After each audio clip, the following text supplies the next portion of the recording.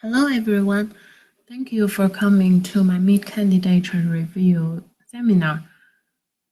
Now I'm going to find my presentation slides. Just a minute.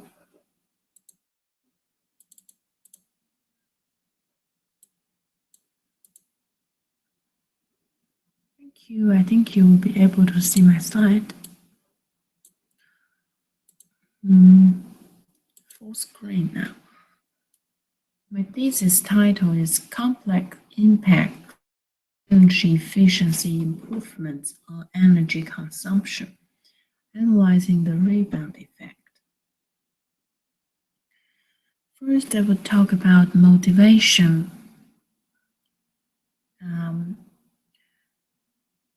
which is comprised of four parts. The first is the introduction or the motivation of the whole research. The second, third, and the fourth point consists of the first paper the first paper or the second chapter in my thesis. The second part is modeling this policy in a CG framework. This is another chapter in my thesis. Finally, I will talk about the work plan and timeline. Motivation. Carbon emissions in Australia is very large in terms of per capita emissions. For example, in 2011, the carbon emissions per capita in Australia is around 16.6 metric tons compared to USA's 17 metric tons. This figure is quite large, and in some years the Australian emissions is even larger than USA in terms of per person. The transport sector accounts for 16% of Australia's greenhouse gas emissions, among which light vehicles account for the largest share, around 10% of total Australia's emissions. Because of these, the Climate Change Authority of Australia has proposed a mandatory light vehicle emission standards to reduce the emissions. So what is the light vehicle emission standards? These mandatory emission standards require the emission levels to reduce from 192 grams per kilometer in the current level to 105 grams kilometers in 2025.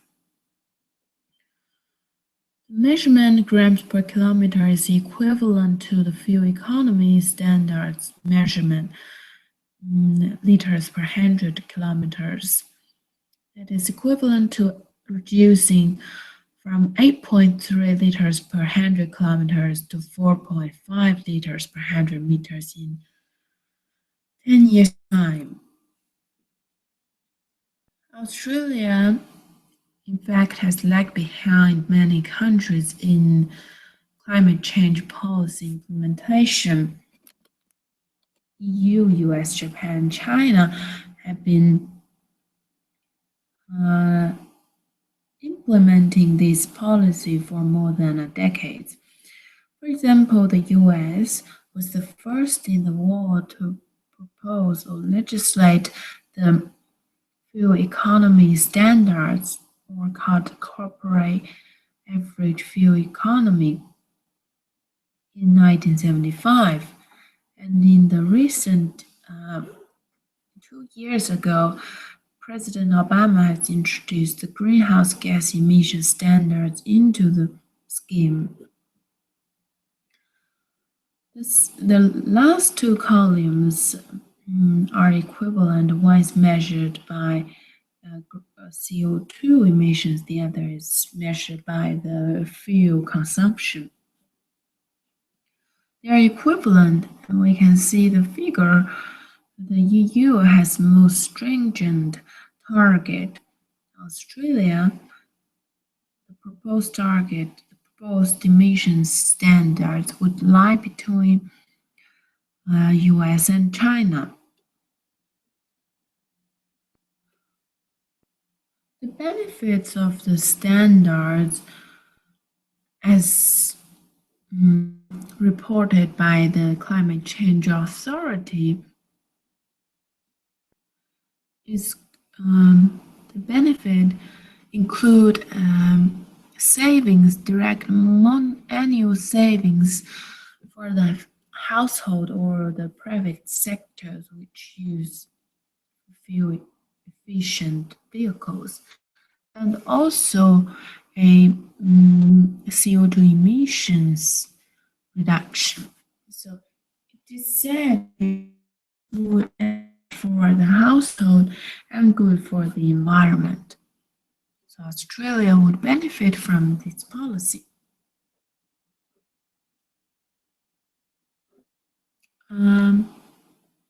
However, there are some problems with this statement. At first, will the motorists drive more because the effective price of fuel decreases? So that's about a direct rebound effect. Remember last time I told a story of economist. The economist asked the philosopher if why he paid more when he bought a fuel efficient or energy efficient fridge. Because the size is too big. Will this happen to this scenario too? When people buy fuel efficient cars, they save money from the efficiency improvement, but will they drive more and then emit more? This direct rebound has been studied by quite a few economists, and they found that the direct rebound is not very much, maybe between 20% to 50%. The second question is, if the motorists do save money and fuel in the adoption of an efficient car, will they spend their spendings on other energy-consuming appliances or services? For example, will they use the saved money on an air ticket or any other energy-consuming services? This is defined as the indirect rebound, and there is no agreement on how much the indirect rebound is. Some say it will cause a backfire, some say it's small. Considering the rebound effect, now let's look at some theoretical foundations. The history of rebound effect. Maybe first the history of rebound effect. Light vehicle emission standards is in fact an energy efficiency improvement scheme in the demand side management. In 150 years ago,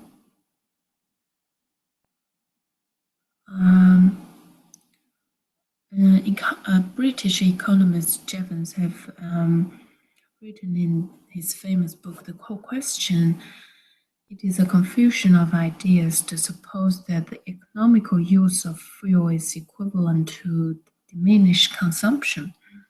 Very contrary is the truth. Let us have a closer look at what this argument comes from. It actually comes from this graph.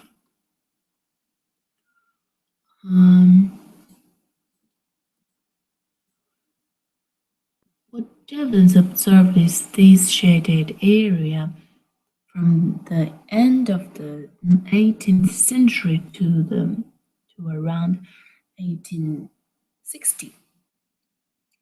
And this line here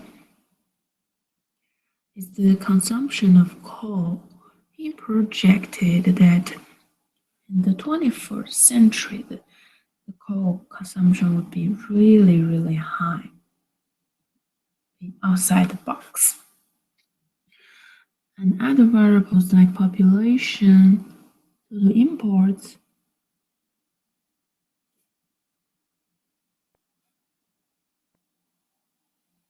are all growing exponentially.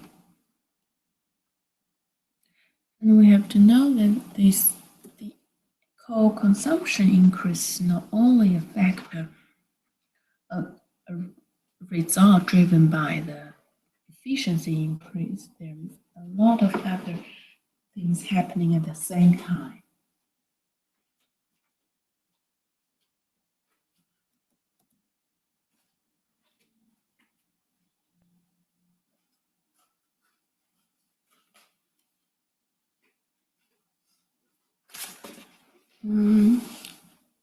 What are the possibilities of an energy efficiency improvement?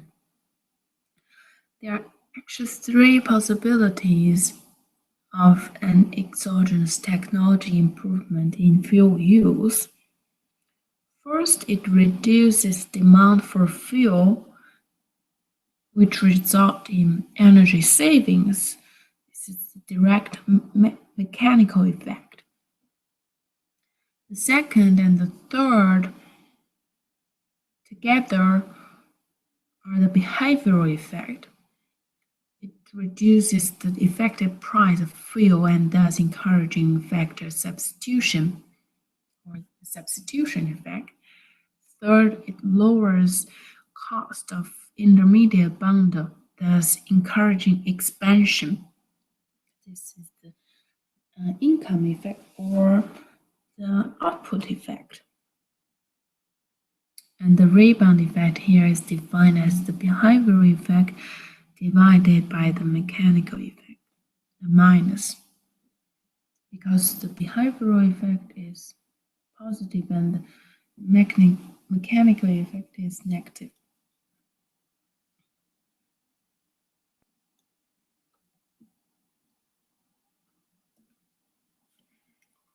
The theoretical foundations of the rebound effect. Now we take a closer look at the theory. And this graph could be used in both the production sector and the private household sector. Suppose we have many inputs here, but we aggregate all other intermediate input into one bundle and treat energy as a separate input commodity. And denote this by x1, x sub 1, and energy x sub 2. And we can set up the cost minimization problem for the form. Use big Pi to denote the price of the input I, and xi denote the commodity physical quantity demanded by the form subject to the CES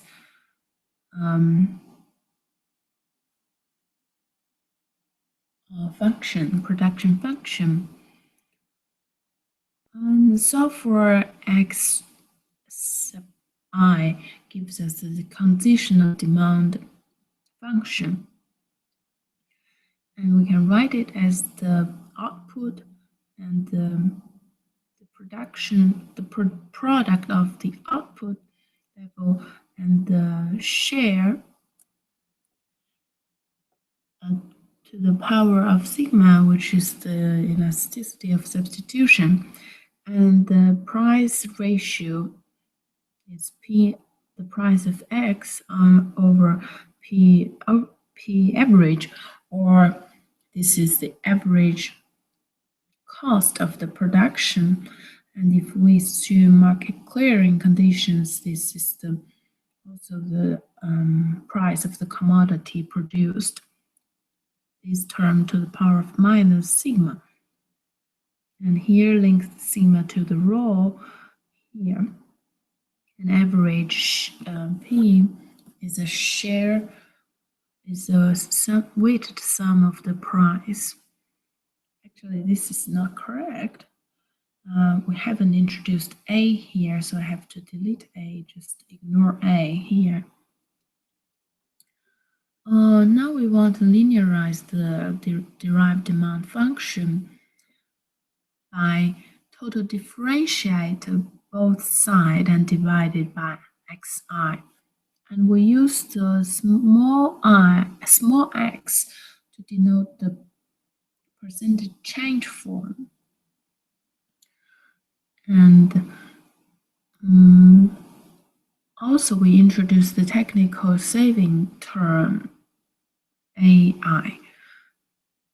It is a technical saving term. As it grows, it has to be, as it decreases, 1 over A is increasing, which means the productivity is increasing as A gets smaller. So it's a technical saving term. It's not very conventional. After linearize and after also taking into consideration the AI, we got the linearized demand function in equation 2. The percentage change in demand for input I minus the technical saving term, percentage change, is the overall output change represented by Y minus sigma, the substitution effect, times the price of the input plus the technical change form here minus the average price. Not just for the technological term, how do we put the AI when there is xi, we put a minus here, and when there is pi, we put a plus. This is because this term saves the this term actually makes the from the price first. AI has to be negative because it's an energy saving term. It has to decrease so to improve the productivity. So if it is negative, the price becomes lower, or the effective price becomes lower, and the effective demand becomes higher. If we move this term to here, it becomes positive, so that if demand for it also drops. And what happens when energy efficiency improves? We suppose there's no technical change on the other intermediate goods, then A1 is 0, but A2 is smaller than 0. Equation 2 becomes just substitute this here, and we'll suppose P2 doesn't change, the price of energy doesn't change, We also have to know that the average price is reduced to the share of energy in cost times the production technology saving. Finally, we can write it out as the Y2 might equals demand for energy is the change in demand for energy is the change in the overall output. And the second term is the substitution effect plus the mechanical effect. So we can decompose the overall change after technological change in energy into three effects. Output effect is here, and the substitution effect is here, and the mechanical effect is here. And the break-even condition. So the break-even condition says the demand for energy doesn't change after a technical shock. Simply set x2 equals 0. And also we want to substitute the output change determined by the price elasticity demand into the demand equation. And where y is the change in price, the output change equals the elasticity, demand elasticity, price elasticity of demand times the P average, or the price of the product. Substitute the cost of production P by the same A2 times S2, where S2 is the cost share of fuel. We can find the break-even condition, which says eta, the demand elasticity of demand is sigma times 1 minus S2. This is the share of the other good bundle minus 1 divided by S2. We can look at a few concrete examples for understand this equation, the break-even condition. If the eta is in absolute value, because this term is negative usually, and usually the price elasticity of demand should be negative. This one is an absolute value is greater than the right-hand side, then the total energy consumption will increase. If this elasticity term is smaller than this part, then energy would be saved. In the Cobb-Douglas function, elasticity of substitution is 1, where sigma is 1, and the elasticity would reduce to minus 1. So if the output, the elasticity for the output is greater than 1, then energy consumption would backfire. For the Leontief is the other extreme, where sigma is 0, then elasticity has to be fairly large, greater than the inverse of the share of energy in consumption in the cost. And CES is less somewhere between Cobb-Douglas and Leontief. And we can see as the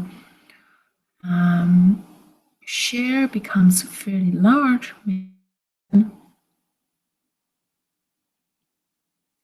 this thing reduces to minus 1, reduces to the Cobb-Douglas function. And if the share of energy is small, This one is reduced to Leontief function.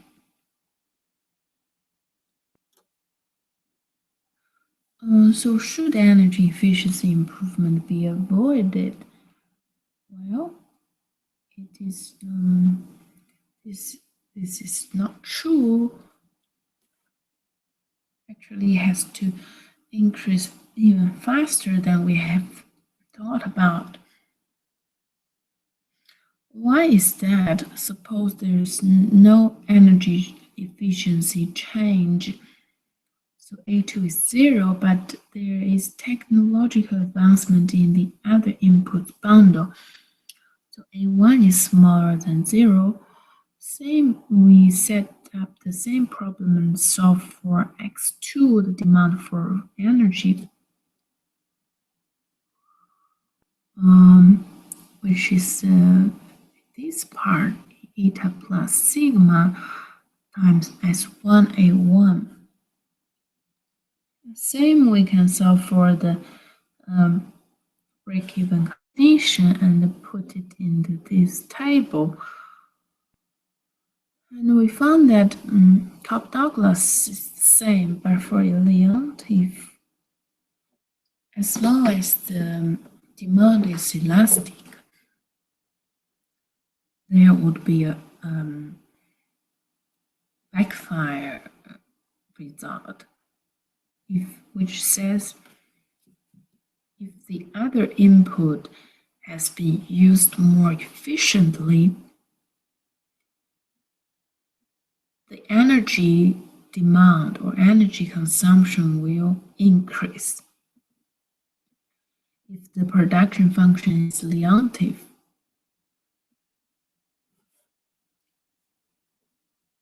and the CES says the elasticity has to be greater than the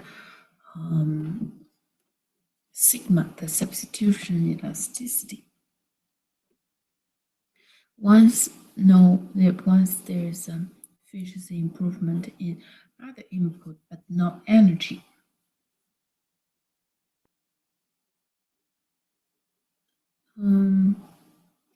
this says energy must increase in order to catch up with other input factors. Also, why do we consider these cases? Why do we consider the input use efficiency improvements in other inputs? That's because for many forms, energy cost is really low, or the price of energy is low, and actually it's getting lower from the historical evidence.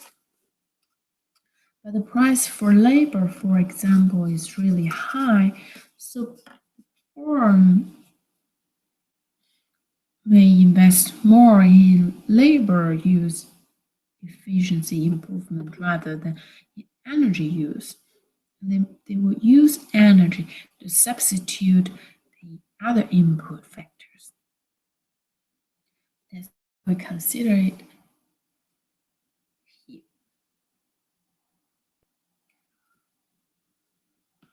And so we want to see what are the different rates. If there are different rates of energy consumption, of efficiency improvement in different energy goods and non-energy goods, what will happen?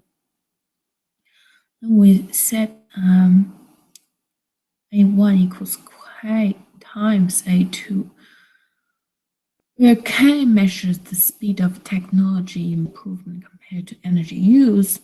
If K is greater than 1, we say the technology in the other intermediate inputs or even factor like capital or labor is greater than the use efficiency use technology improvement in energy, and if K is smaller than 1, the efficiency improvement in other input use is less. The break-even condition becomes like this. We found a case here.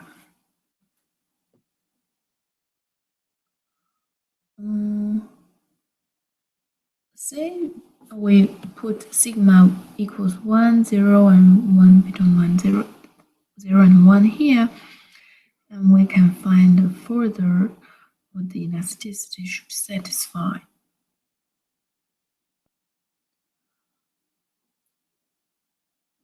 And for the Cobb-Douglas function, it remains all the same for 3 cases.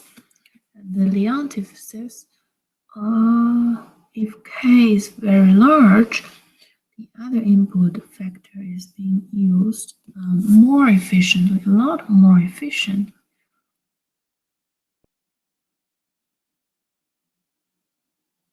And this term could reduce to 0.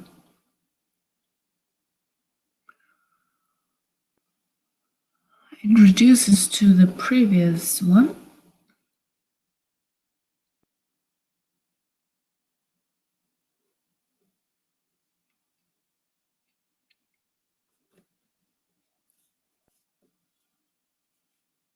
As I said, the price of other input is more expensive. If it is more expensive, the firm has more incentive to use other input more efficient. Thus, energy consumption would increase.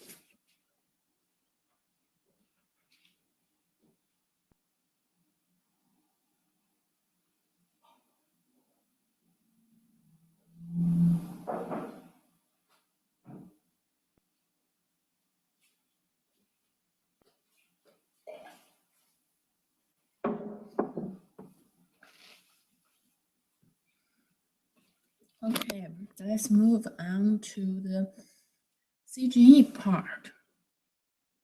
Now I'm going to model the standard policy recommendation in CGE framework. And we have noticed that the above analyses are the partial equilibrium in the partial equilibrium framework. And we can only model the direct rebound effect or the increase in energy consumption in the energy good or service in which its efficiency has been improved. For example, X petrol and in transport, which says the petrol demand in transport sector. But we have no idea what is happening to other industry, like petrol in the,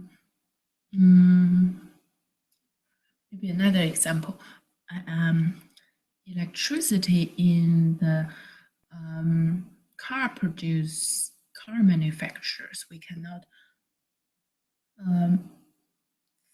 estimate how the petrol fuel efficiency improvement would affect other energy use in other sectors. And also, we have to know that the partial equilibrium has a limitation, which is it neglects the income effect and the interactions between industries. So we move on to the general equilibrium in order to measure the indirect rebound effect.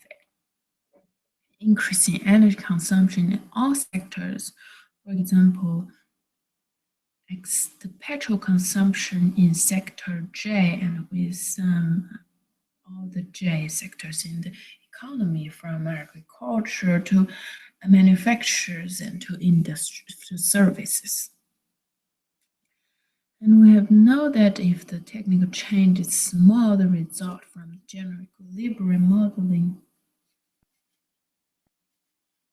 Well, I'm not sure this one is right. Well, this is right, but what am I referring to? I neglect it. So modeling this, we have to model business as usual scenario first, which is what happens to energy efficiency improvement without a government intervention. To determine the level of technological change in the business as usual scenario, I use Gini metrics method. First, I collect the data for fuel economy measured by kilometers traveled kilometers per liter, and is increasing over time by fluctuating quite a lot from 1975 to 2015. I use a very simple linear model, which is this fuel efficiency or fuel economy equals to an intercept plus the this actually is the time trend t plus an error term.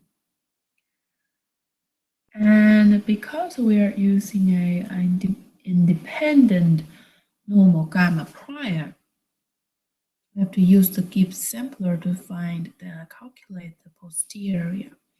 And I've put the priors I've had. These priors are from my own personal belief. I have a strong belief that the technological changes are related to time, but it turns out I figure it's quite small. And use the same method. We can have the prediction for the 2025 fuel level, which is 7.3 kilometers per liter, where the base year is 7.18. So the percentage change of the fuel efficiency from 94 to 25 is 1.6%.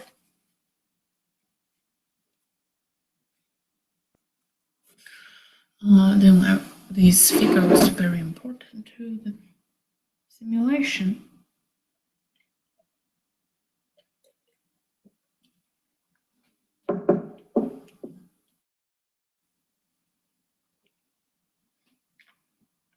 But before starting the general equilibrium, the current equilibrium, we have to know a little bit more about the petrol use in transport. From the input-output table, we found 45 petrol is used in transport sector, which is the industrial sector, and around 1/3 is used in the private household. So I decomposed the business as usual into two scenarios and analyzed them separately first. And they are both and they together is the business usual.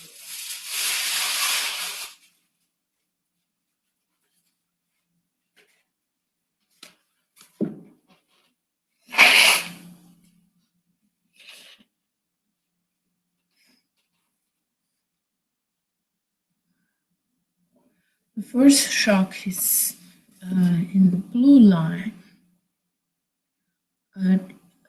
industrial shock in the transport sector. Second, it's a taste change in the household. The experimental environment is around G for Australia. This is a comparative statistics G model with 35 industries and 37 commodities, 3 primary factors. We assume optimizing behavior of agents, zero pure profit, and market clearing conditions. We use the long run closure. The typical long run closure assumes the capital stock is adjustable, but employment in the long run is fixed or full employment.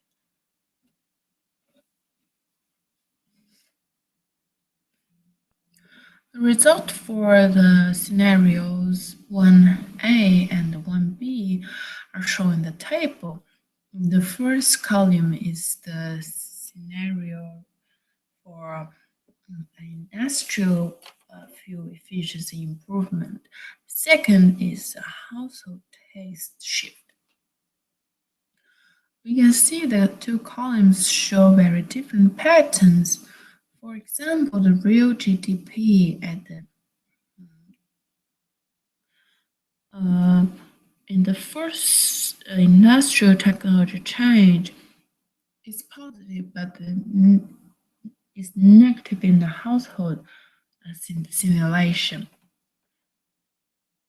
This is because the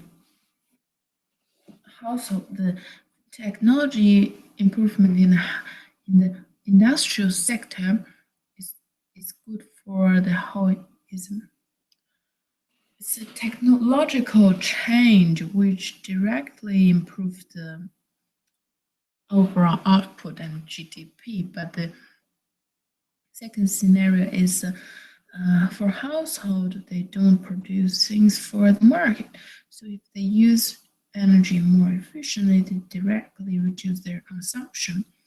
That's why the consumption show the different size on this side. And the second cell, the output change of petrol is 0.33% compared to the 1994 baseline scenario. Base data, and the output change of petrol in the second scenario is even larger. So what's the rebound effect? We can calculate the rebound effect.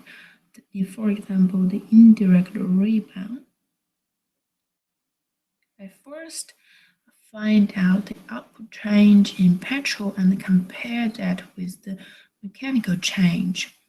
Remember, this figure 75 is used here, and 45 is here, using in the transport, and we give it a 1.6% shock. So the mechanical effect would be 45% times 1.6%. Mechanical is 72%. So what we should expect is a 0.72% change in overall output of petrol, but they change only by 0.33. So we can find indirect rebound 54.2%. We can interpret it as 52%, 54.2, around more than half of the energy savings from a technical change had been ruined by the rebound effect. And similarly, we can calculate the direct rebound effect, which is the comparison between the intermediate input change of petrol in transport and the 1.6%.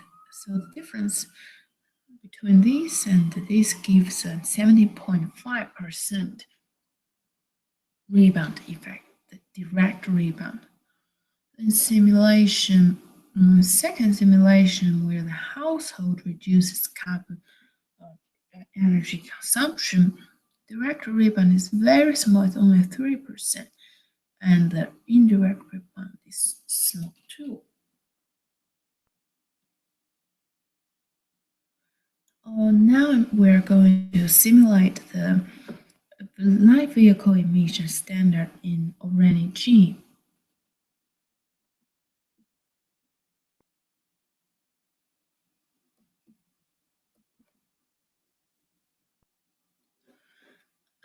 Treatment of the metric standard in the model. First, this is a bit unconventional because I assume no cost on this policy. I have we can think of this policy as a preplay claim by arbitrator. in a cooperate game between the producer and the consumer.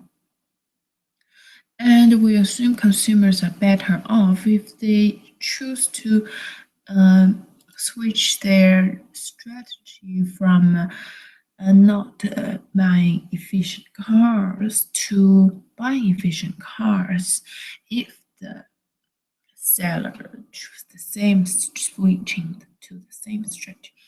But they are myopic, the consumers are myopic, so they are staying in this inefficient equilibrium if there's no announcement by the government. The original equilibrium is this, the first entry of the matrix, where the household and the consumer and the seller both choose not to buy or sell efficient cars. Once the government made a claim, he announces that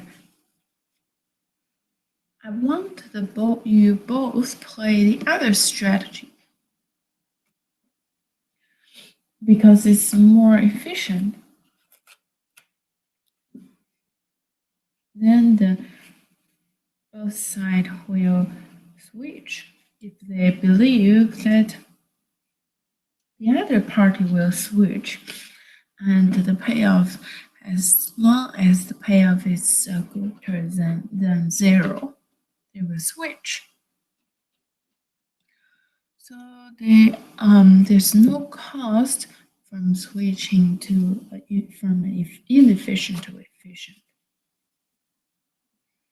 What we only need is an announcement from the government. And in the monetary standard policy scenario, I combine the business as usual scenario, 1A and 1B, the industrial shock and the household shock, with large magnitude of shocks, which is 7.4 kilometers per liter after the standard announcement. So the industrial shock becomes -3 and the household taste shock becomes -3 too. Similarly, the real GDP increased. First result shows the percentage change deviation from the baseline compared to the baseline data. And real household consumption decreased, but we have to note that the actual household welfare increases simply because households do not have to consume as much energy as before to maintain the same welfare or utility. The overall output change in petrol is -1.36%. And remember, around 3/4 of the fuel is being used more efficiently by 3%. So what we should expect is 2.5%. 2.34% mechanical effect shown on the second column. The second column is the mechanical effect, and we compare rebound effect, calculate the rebound effect using column 2 minus column 1 divided by 2. And the first figure, 41%, is the overall economy rebound effect. The second and third are the direct rebound from the household, from the indirect industry sector and the household sector. So what do we learn from it under the business as usual scenario? Fuel efficiency improvement induces more rebound in the industrial shock than the household shock, because the industrial shock boosts the boosts the whole economy, and the household shock actually makes them shrinks the economy. In the policy scenario where I combine the industrial shock and the household shock with the larger tech chain, this has a small direct rebound, but also quite large indirect rebounds on fuel consumption. The rebounds are large and could undermine as much as around half of technical gains in energy savings. And the outlooks. I hope to link the results to a carbon emissions account so I can find how much the carbon emissions will change. Also, I want to do more on vehicle compositional change using econometrics and to give credible forecasts on the policy scenario. Third is to use dynamic modeling during economic and global and population growth. That's most of my second paper. And finally, I'll talk about my fourth plan. The first chapter is literature review and introduction, and second chapter I hope to do a bit more in the different nesting structures between energy and input and factor use. Third chapter econometrics I haven't done, just finished the data collection, and I have to estimate the vehicle compositional change macro variables forecast and use USA data to focus both scenarios. For Australia, this chapter would be really important. The output from metrics part would be an important input for the coming chapters. Chapter 4, comparative static CGE. I'm going to use update database and may modify input and energy use structure and include a carbon emissions account. In chapter 5, I'm going to use dynamic CGE, same with updated dataset, and I maybe use another dataset for 2010, updated twice, explain a change in emissions regarding contributions from fuel efficiency change, taste change, and economic growth, including population growth. And here is the timetable for the rest of my study. Probably I will achieve this by the middle of next year. Thank you very much for listening.